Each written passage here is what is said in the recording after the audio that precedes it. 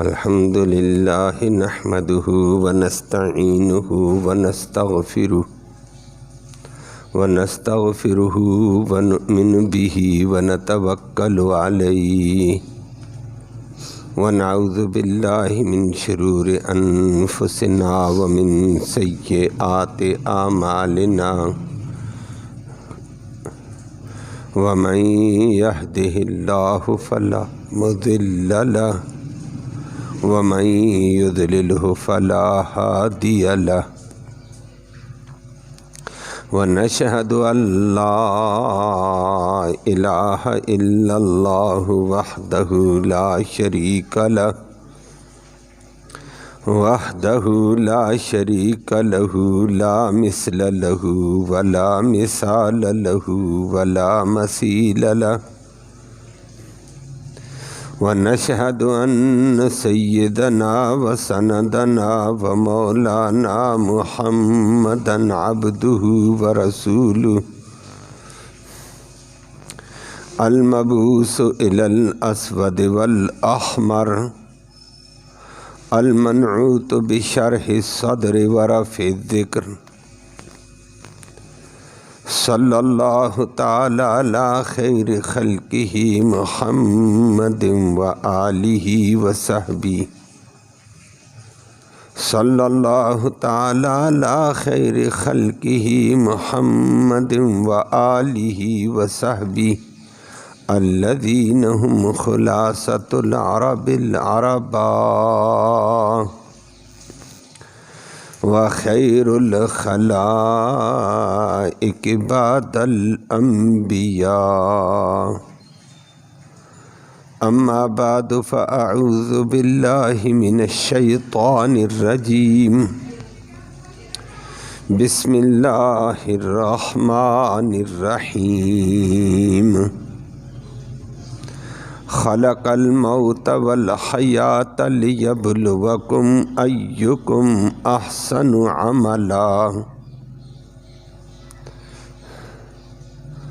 وقال اللہ تبارک وتعالی فی مقام آخر سیجنبها الاتقى الذی یؤتی مالہ یتزکا وما لأحد عنده من نعمة تجزى إلا ابتغاء وجه ربه الأعلى ولسوف يرضى صدق الله العلي العظيم وبلغنا رسوله النبي الأمي الكريم ونحن على ذلك لمن الشاهدين والشاكرين والحمد لله رب العالمين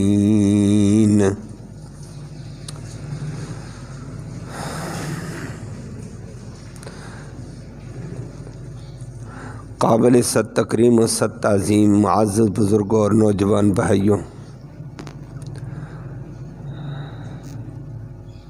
قرآن مقدس کی چند آیات کریمہ تلاوت کی ہیں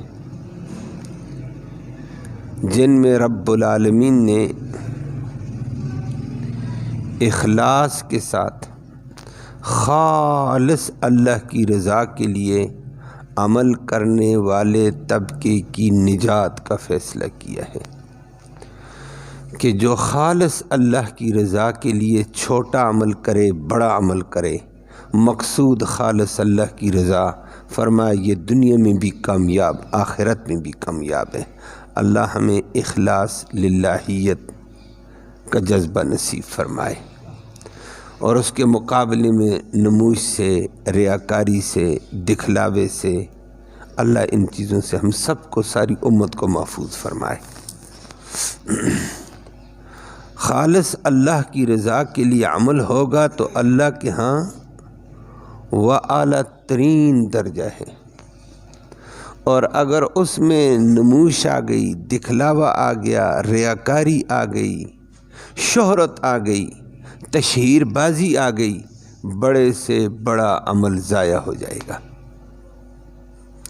وہ اللہ رب العالمین نے ذکر کر کے فرما دیا ہے، بہت سارے لوگ عمل کرنے والے ایسے ہیں وَهُمْ يَحْسَبُونَ أَنَّهُمْ يُحْسِنُونَ صُنْعًا، کہ بہت سارے نیکی کرنے والے یہ سمجھتے ہیں میں نے بہت بڑی نیکی کی ہے، لیکن نیکی نیت کے خراب ہونے سے برباد ہو جاتی ہے۔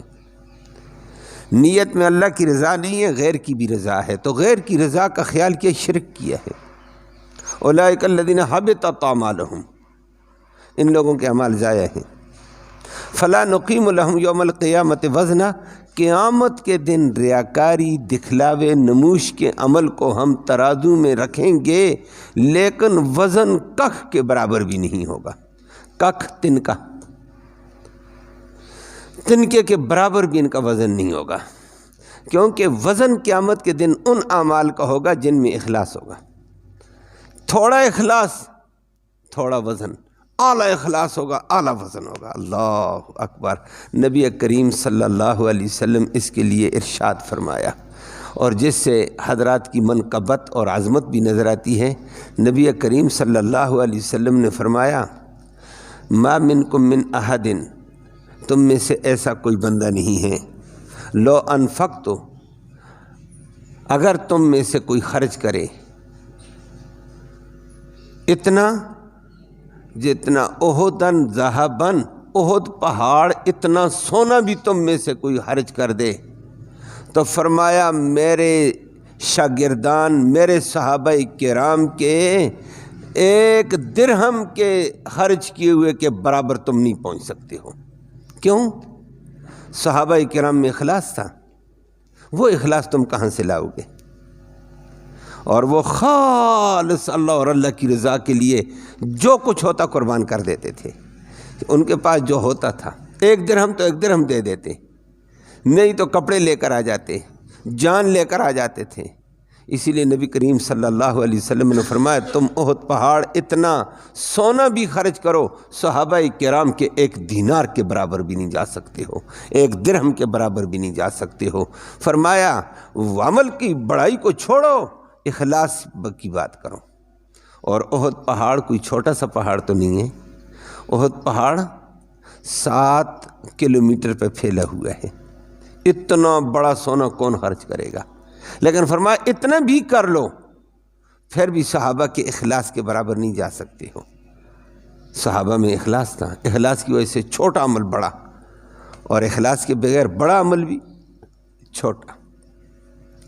اللہ ہمیں خالص اپنی رضا والے اعمال نصیب فرمائے۔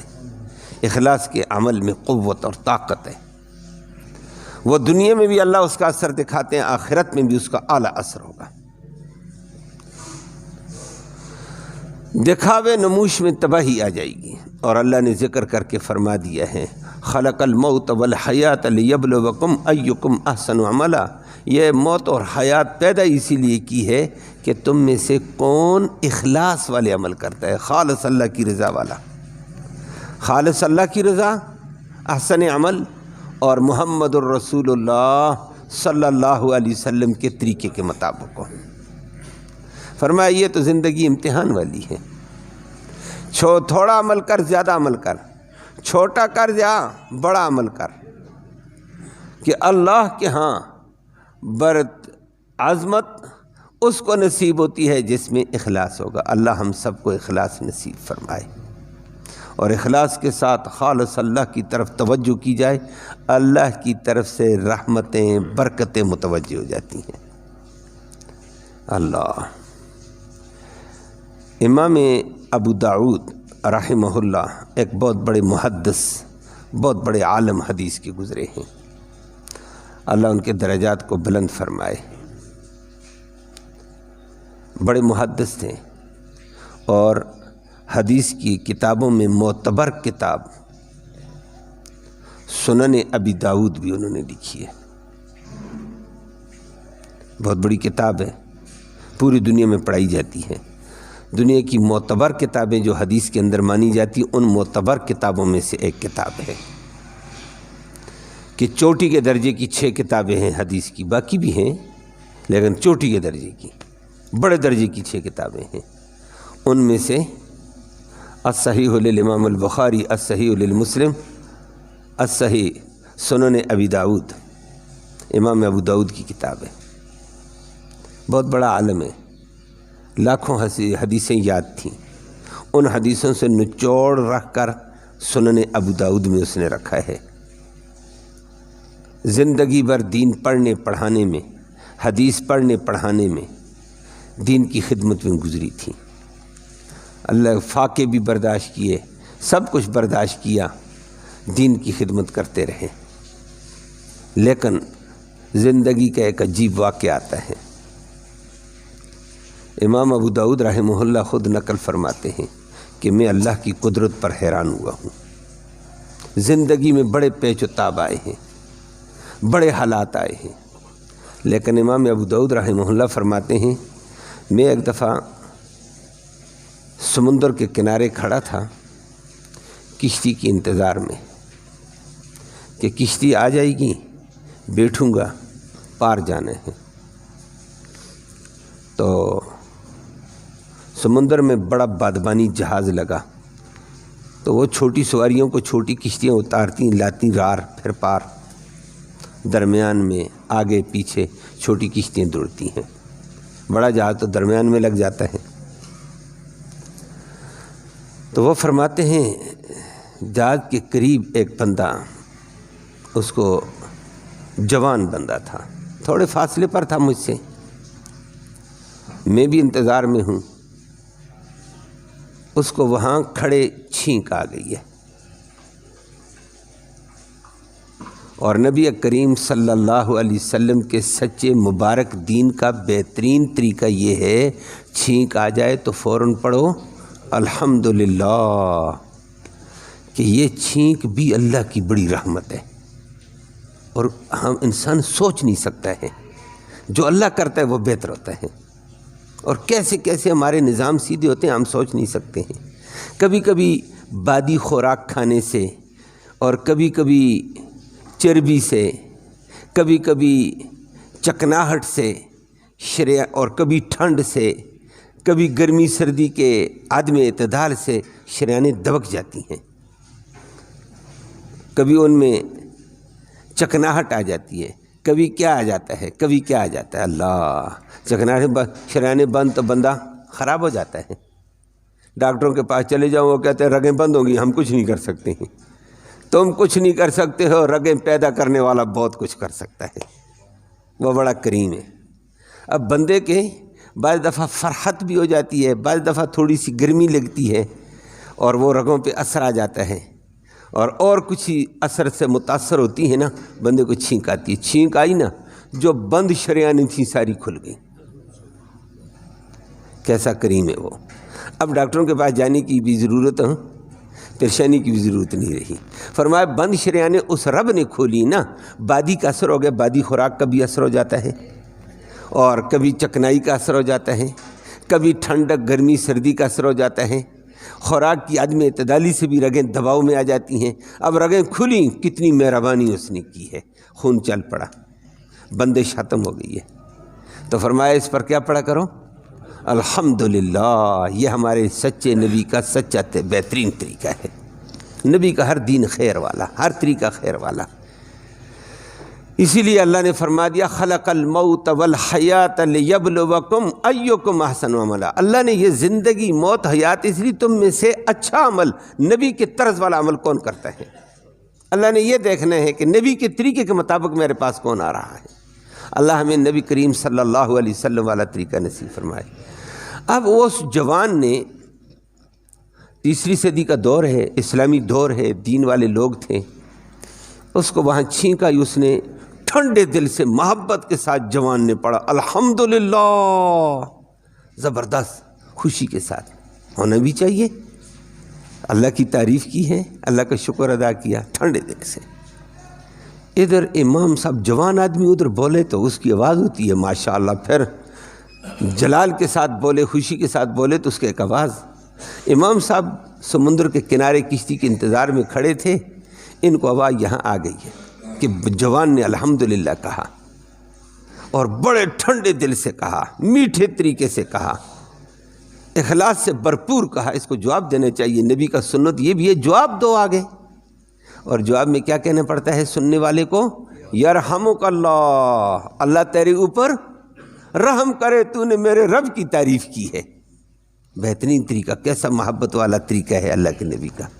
تو سننے والا یہ کہے یرحمک اللہ، اللہ تیرے اوپر رحم کرے۔ الحمدللہ پڑھنے والے امام صاحب تھے، دور تھے، بوڑھے، زندگی کا آخری دور ہے، کہنے لگے میں یرحمک اللہ کروں گا، بندہ سن نہیں سکتا ہے تو کیا کروں؟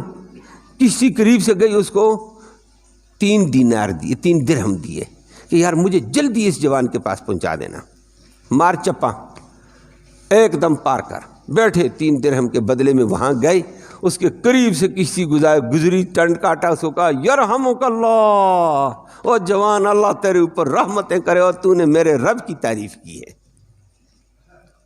اب یہی جواب دیا، آگے بھی جوان دین والا تھا اور آگے والے بندے کو بھی جواب دینا چاہیے۔ یہدیکم اللہ ویصلح بالکم، اللہ تیری بہتر رہنمائی فرمائے، تیرے اللہ تمام حالات کو سنوار دے۔ کیسا بہترین طریقہ ہے کہ تو نے میرے لیے رحمت کی دعا دی ہے، تو یہدیکم اللہ، اللہ تیری بہتر رہنمائی فرمائے۔ ہر مرحلے میں اللہ کی رہنمائی ہو جائے، بندہ بھٹکتا نہیں ہے۔ ہم الجھ جاتے ہیں، رہنمائی ہوتی ہی نہیں ہے، بعد میں کہتے ہیں سمجھ ہی نہیں آئی ہے۔ اللہ ہم سب کو سمجھ نصیب فرمائے۔ یہدیکم اللہ ویصلح بالکم، اللہ تمہارے احوال کی اصلاح فرما دے، تمہارے تمام حالات کی اصلاح فرما دے۔ یہ بہترین دعا اللہ کے نبی نے فرمائی ہے۔ سنو طریقہ چھینک کا۔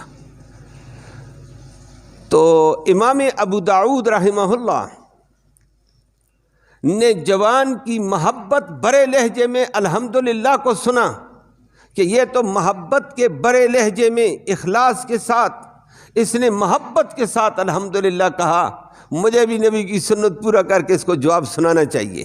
3 درہم لگا کر چلا گیا۔ نہیں تو 3 درہم لگانے کی ضرورت نہیں، جہاں کھڑے ہو یہیں سے یرحمک اللہ کہہ دو۔ لیکن کہنے لگا نہ اس کا اخلاص تھا، اخلاص کی بدلے میں اس کو میں خالص میرے رب کی رضا کے لیے کہ اس نے میرے رب کا نام لیا، میں اس کے قریب جا کر دعا دیتا ہوں۔ 3 درہم لگائے اور یرحمک اللہ کہا، ادھر سے جواب بھی آ گیا، غیب سے آواز آئی ہے، غیب سے آواز آئی ہے۔ اس وقت فرمایا، اس وقت اللہ نے کہا ابو داؤد آج اللہ نے تیرے اس عمل کو قدر کی نگاہ سے دیکھا اور تیری اگلے پچھلے گناہ معاف کیے ہیں۔ امام ابو داؤد رو گیا، اس نے کہا خو زندگی بھر کیا کچھ کیا ہوگا، قبولیت کے فیصلے نہیں آئے۔ وہاں دیگر علماء بھی تھے، انہوں نے کہا ہاں۔ امام صاحب سے پوچھا، اس نے کہا 3 درہم لگائے تھے سنت پورا کرنے کے لیے، اور مقصد نہیں تھا، صرف اللہ کی رضا مقصود تھی، اور اتنا سفر کر کے وہاں تک گیا تھا، یہ صرف اللہ کی رضا کے لیے، کوئی مقصود نہیں، کوئی جوان کو جانتا نہیں، کوئی سلام دعا نہیں، کچھ بھی نہیں تھا، ریاکاری دکھلاوا نہیں تھا، صرف اللہ کی رضا کے لیے۔ لیکن اللہ نے اس چھوٹے سے عمل کو اتنا قدر کی نگاہ سے دیکھا کہ ایک دم ان کی بخشش اور قبولیت کا فیصلہ کر دیا ہے۔ اخلاص بڑی چیز ہوتی ہے۔ تو زندگی میں امام صاحب خود بعد میں فرماتے، پڑھنے پڑھانے میں نے کتنے درہم دنانیر لگائے ہیں، کتنے سفر میں نے کیے ہوں گے، لیکن وہ بھی اللہ کے ہاں رائے گان تو نہیں ہوں گے، لیکن آج اللہ نے 3 درہموں کی بڑی قدر کر دی ہے۔ وہ صرف اللہ کی رضا کے لیے، اللہ کے خالص اللہ کی رضا کے لیے تھے۔ تو اللہ کی رضا کے لیے انسان کے ہاں چھوٹا عمل بھی ہو بہت بڑا ہو جاتا ہے، اور بڑا عمل تو بہت بڑا ہوتا ہے، ہو اخلاص کے ساتھ۔ آج امت میں اس چیز کا فقدان ہے، بے شمار ہیں اللہ والے موجود ہیں، اس میں شک کوئی نہیں ہے، تبھی تو یہ دنیا قائم ہے۔ اگر وہ اللہ والے ختم ہو جائیں یہ دنیا کا نظام ہی ختم ہے، لیکن اللہ والے آج بھی موجود ہیں، اخلاص کے ساتھ اپنے رب کی مرضیات کے تابع عوام میں، خواص میں، دونوں طبقوں میں لوگ موجود ہیں، جن کی وجہ سے یہ نظام قدرت چل رہا ہے۔ وگرنہ بعض حالات دیکھنے میں آتا ہے اللہ نظام کو لپیٹ دے ایک دم، لیکن اللہ والے موجود ہیں، اللہ ان کے تعداد میں اور اضافہ فرما دے، رحم کا معاملہ فرما دے۔ اخلاص اللہ کے ہاں قبول ہے، اور ہر عمل میں اخلاص پیدا کرو، نماز میں اخلاص، دعا میں اخلاص۔ آج ہم نے ٹوٹل پورا کرنے کی خاطر آگے بڑھتے ہیں، نہیں ٹوٹل نہیں ہے اللہ کے ساتھ۔ اللہ ہم سب کو اخلاص کی دولت نصیب فرمائے، خالص اللہ کی رضا کے لیے۔ رشتہ دار سے، جاننے والے انجان سے معاملات کرو. کیوں؟ رب راضی ہے، رب کا حکم ہے. رب راضی ہو جائے، رب کا حکم ہے، انشاءاللہ رب راضی ہو جائے گا. جگ راضی ہے، اور رب راضی نہیں تو جگ بھی جوتے مارنے پہ آ جاتا ہے. وہ ویسے ہماری عارضی باتیں ہو جاتی ہیں کہ جی لوگ راضی ہو جائیں. کون راضی ہوتا ہے؟ وہ آپ کے سامنے سارے احوال ہیں. آج زندہ باد ہے، کل مردباد ہو جاتے ہیں. آج ہار آ جاتے ہیں، کل جوتے آ جاتے ہیں. اللہ معاف فرمائے. تو خالص اللہ کی رضا کے لیے کرو. اللہ کی رضا کے لیے جوتا بھی اچھا. اللہ کی رضا میں بڑھتے ہوئے کانٹے بھی نبی پر کے راستے میں پھینکے ہیں، کوڑا بھی پھینکا گیا، کوئی پرواہ نہیں ہے. اللہ کی رضا کے لیے چلتے تھے. تو مخلوق کی رضا نہیں، رضا صرف اللہ کی ہے. اور اللہ کی رضا کے اندر اللہ نے بڑی تاثیر رکھی ہے. اللہ اکبر. اخلاص کے اندر اللہ نے برکت رکھی ہے. آج دنیا پہ بھی حالات ہیں، لیکن دنیا اخلاص کے ساتھ اللہ کی طرف متوجہ نہیں ہے. مادی کے پیچھے ہیں، غیر پر نظریں ہیں، اللہ پہ نظر نہیں ہے. حضرت ابوبکر صدیق رضی اللہ تعالیٰ کا دور حکومت تھا. امیر المؤمنین، نبی کریم صلی اللہ علیہ وسلم کے جانشین تھے، خلیفہ بلا فصل تھے. امت کا سب سے بڑا عالم تھا ابوبکر صدیق. امت کا سب سے بڑا محسن ہے ابوبکر صدیق رضی اللہ تعالیٰ عنہ. اللہ ان پہ کروڑوں رحمتیں فرمائے. جمعے کا خطبہ دے رہے تھے، اور ریاست مدینہ کے اندر خاص طور پر اسلامی سلطنت میں، ریاست مدینہ میں حالات سخت آ گئے. آتے ہیں، آزمائشیں آتی ہیں، امتحان ہوتے ہیں. اللہ دیکھتے ظاہر کرتے ہیں کہ بندے اب کیا کریں گے. سخت ترین حالات مدینہ میں قحط آ گیا. ایسا شدید قحط آیا، کھانا نام کی چیز مدینہ میں میسر نہیں ہے. تگو دو جوان کر رہے ہیں، ادھر دوڑے ادھر دوڑے کہ بچوں کا کھانا، اپنا کھانا، گھر کا کھانا ہو جائے. مشکلات سے دو چار ہیں. اللہ کی طرف سے امتحان ہے، اور آتے ہیں ایسے امتحان. لیکن اس امتحان کا یہ معنی نہیں ہے اللہ کو چھوڑ کر غیروں کی طرف دوڑیں. اللہ اللہ ہے، اللہ ہی کی طرف متوجہ ہونا پڑے گا. اللہ ہی سے راستے اور اسباب کھلتے ہیں. تو اس دوران ابو بکر صدیق رضی اللہ تعالیٰ عنہ جمعہ پڑھا رہے تھے، خطبہ دے رہے تھے. مجمع صحابہ کرام کا مجمع، ان میں سے بہت ساروں نے کہا امیر المومنین آپ ہمارے نبی کے جانشین ہیں، ہمارے نبی کے نائب ہیں، ہمارے خلیفہ ہیں، ہمارے امیر المومنین ہیں. اللہ نے آپ کو مسلمانوں کا والی اور ذمہ دار بنایا ہے. اجازت مانگتے ہیں آپ سے، اگرچہ جنگ کے حالات ہیں. امیر المومنین کے دور میں جنگی حالات زیادہ تھے، بڑے بڑے فتنے اٹھ رہے تھے، کہ ہمیں اجازت دے دو، ہم معاش کی خاطر پریشان ہو گئے ہیں حلال معاش کے لیے. تو حلال معاش کے لیے شہر چھوڑنا جائز ہوتا ہے.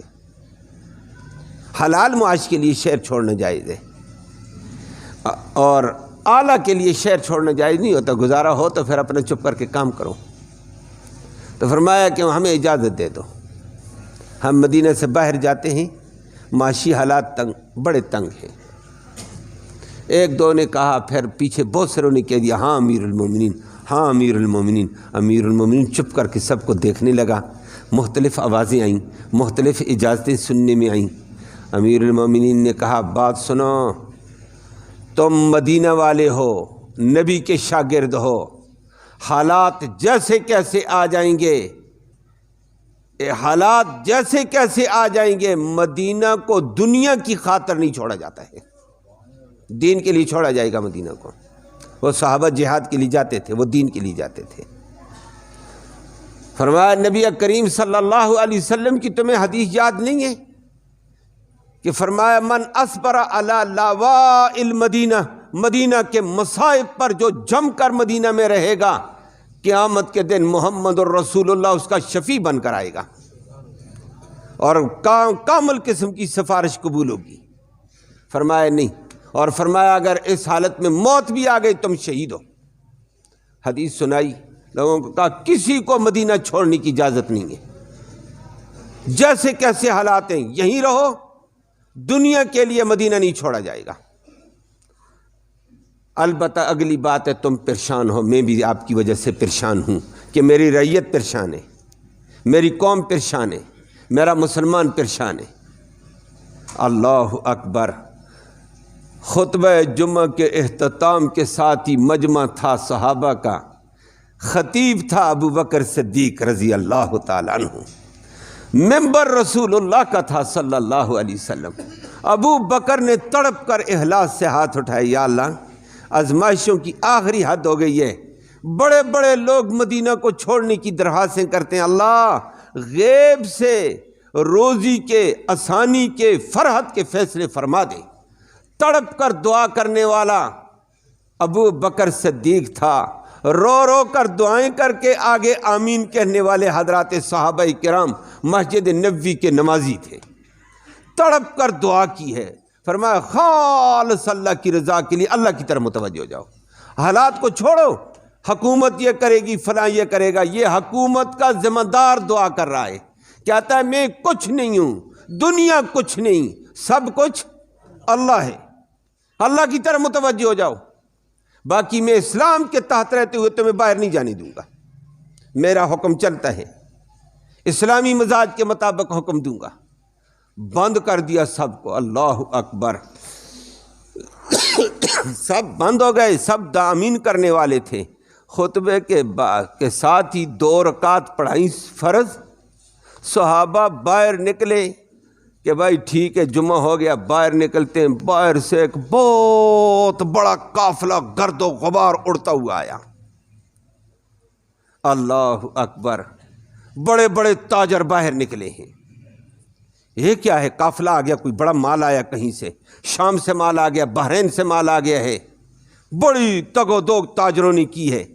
بڑے بڑے تاجر میدان میں اتر گئے سوداگر کہ قافلے کے ساتھ ریٹ لگاتے ہیں۔ اللہ، یہ دعا کرنے والوں میں ایک عظیم صحابی عثمان بن عفان بھی بیٹھا ہوا دعا میں تھا۔ باہر نکلے، لوگ ریٹ لگا رہے ہیں، تاجر آئے ہیں، بڑا لمبا قافلہ اونٹوں کا لدا ہوا، گندم کا مال آ گیا، دیگر مال آ گیا۔ بڑے بڑے تاجر گئے، لگاوا قیمت، ڈبل قیمت لے لو اور مال ہمارے حوالے کرو۔ دوسرا کہتا ہے ٹرپل قیمت لو، مال ہمارے حوالے کرو۔ 4 گنا بڑھا کر نفع لے لو، مال ہمارے حوالے کرو۔ آگے سے وہ انہوں نے عثمان بن عفان کی طرف دیکھا اور وہ انہوں نے کہا ہمیں اس سے زیادہ بڑا نفع مل رہا ہے، اس سے زیادہ بڑا نفع مل رہا ہے، ہمارا سودا ہو چکا ہے۔ او بھائی مدینہ میں بڑے بڑے تاجر ہیں، اس سے زیادہ بڑا نفع کون دے گا؟ 1 گنا نفع دیتے ہیں، 2 دے رہے ہیں، 3 دے رہے ہیں، 4 گنا بڑھ کر نفع دیتے ہیں۔ مال تمہارا 1 لاکھ کا، ہم تمہیں 5 لاکھ دے رہے ہیں، 4 لاکھ گنا بڑا نفع ہو گیا ہے، 4 گنا نفع ہو چکا، اور کیا چاہتے ہو؟ اتنا نفع کون دے گا؟ دے دو۔ نے کہا نہ ہمیں اس سے بھی بڑا نفع مل رہا ہے، اس سے بھی بڑا نفع ملتا ہے۔ دنیا سر پکڑ کر حیران ہوئی ہے، پوچھا دنیا ایسا بندہ بتا دو جو اتنا بڑا نفع دیتا ہو۔ اس وقت کرتے کرتے کرتے بلاہر مجبور ہوا، بتاتا نہیں تھا، بلاہر بتانے والے نے بتایا تم کتنا زیادہ نفع دو گے؟ 4 گنا دیتے ہو، 5 گنا دو گے، 7 گنا دو گے، 10 گنا جاؤ گے نا؟ مجھے دینے والا کہتا ہے 70 گنا دنیا میں دوں گا اور 700 گنا میں آخرت میں دوں گا۔ میں نے تو اس کے ساتھ سودا کر لیا ہے، 70 گنا مجھے بڑھا کر دے رہا ہے، 1 کروڑ کا مال ہے، 70 کروڑ دے رہا ہے۔ بتاؤ، دنیا دنگ۔ نے کہا وہ کون؟ فرمایا میرا اللہ ہے، وہ میں نے اللہ سے سودا کیا ہے، مدینہ کے لیے میں نے فیصلہ دے دیا، آیا ہوا سارا مال مدینہ کی قوم کے لیے وقف۔ امیر المومنین ابو بکر صدیق کو کہا یار امیر المومنین یہ تقسیم کر دو۔ دعا ادھر اخلاص سے ہوئی ہے، باہر سے اللہ نے غلہ چلا کر رکھ دیا ہے۔ مدینے کی فاقہ ختم، پریشانی ختم۔ مال دینے والا عثمان بن عفان تھا، سبب وہ بنا ہے، اور دعا اصل چیز ہے، اخلاص اصل چیز ہے۔ آج امت پریشانیوں میں مبتلا ہے، طرح طرح کی پریشانیوں میں مبتلا ہے، وباؤں میں، بلاؤں میں ہے، اور بارش کی کات سالی ہے، چیزوں کی کات سالی ہے، ہر چیز انسانی دسترس سے باہر ہو رہی ہے، اسی کو کات کہتے ہیں۔ طرح طرح کے، لیکن اللہ کی طرف متوجہ نہیں ہیں، باتیں کر رہے ہیں، ادھر ادھر کی کر رہے ہیں، غیر کے سہاروں پہ چل رہے ہیں، ادھر ادھر نظریں دوڑا رہے ہیں، جدھر نظر دوڑانی چاہیے ادھر نظر نہیں دوڑا رہے ہیں، یہ کمزوری ہے۔ اللہ کی طرف متوجہ ہو جاؤ، اللہ ہماری مشکلیں بھی آسان کریں گے، بیماریوں اور وباؤں سے بھی بچائیں گے، اور رحمت کی بارش بھی نصیب فرمائیں گے۔ اللہ ہم سب کو اخلاص والے اعمال